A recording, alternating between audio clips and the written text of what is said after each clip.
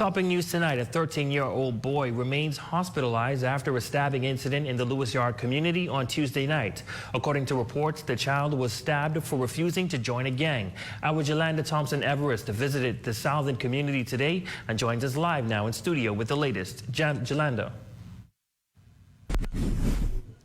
Well, Romiko, the incident leaving the Lewis Yard community in shock and the relatively quiet island of Grand Bahama outraged. Many say that this type of behavior will not be tolerated. This as the victim aunt says that she is just lucky that her 13-year-old nephew is alive. That was buckets of water right from my pocket. The guardian and aunt of Jane August, Claudette Dormius Petit, is shaken as she awaits for her 13-year-old nephew to return home from the hospital. The 13-year-old remains in critical condition after being stabbed from refusing to join a local gang. She says her nephew was in the yard hanging out, but moments later disappeared without a trace. The victim's aunt claims that while she was cleaning her car, she was frightened by a scream of a young man shouting, "Jean was stabbed." She followed the young man to find her nephew and discovered him lying on the side of the road, covered in blood. When he say the boy, tell him, because ask him to join his gang, and he told the boy no. That's what the boys took him for. I don't know. I can't say because I wasn't there. I was at home. Resident of Lewis Yard, Alan Russell, was sitting on the side of the road. He says he witnessed August running past him to catch an ambulance that was down the street. I see one of the boys, them swinging the little knife, right? But through the ambulance was here picking up the woman, I was distracted.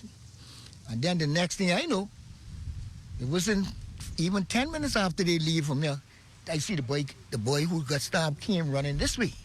Dormius Petit shares that the situation has her full of emotions. The aunt says she reared August since he was at the age of 5 months, and at 13, it was horrifying to see him in pain from a stab wound to the abdomen. It's a hurtful situation because when I run to the road to go see what's wrong with him, it's like he ready to pass out. Then I freeze. I had to go back home because I am not a well person. Now, other residents who wish to remain anonymous says that the young man is a humble child and what happened to him was really unfortunate. He used to be in my house all the time. And every morning he passed to go to school, he used to say, "Morning." That's it. Very humble. Never no problem. No kind of problem. Young boy, that's a young baby, you know? And ain't nobody feel good about that. I think we gotta try to get the children more in sports and stuff, more positive stuff. We go up around these things, you know, and how I change my life around. I hope, you know, they could see and they can understand it don't make no sense. They have to instill a sense of discipline in the young children from the primary school level. From their 5-year-old and they can go to school. If we used to take them and train them, they wouldn't grow up into being these kind of things. Now, August received stitches, but is still in hospital. Tonight, his aunt thanks God that he is still alive, and she admits that his condition could have been worse. Now, police officials say no one is in custody for stabbing the 13-year-old boy. This is a story we will continue to follow. Back to you at the desk, Romiko. Now, police have informed our ZNS News team that 3 males have been brought into custody in connection with the stabbing incident of the 13-year-old boy.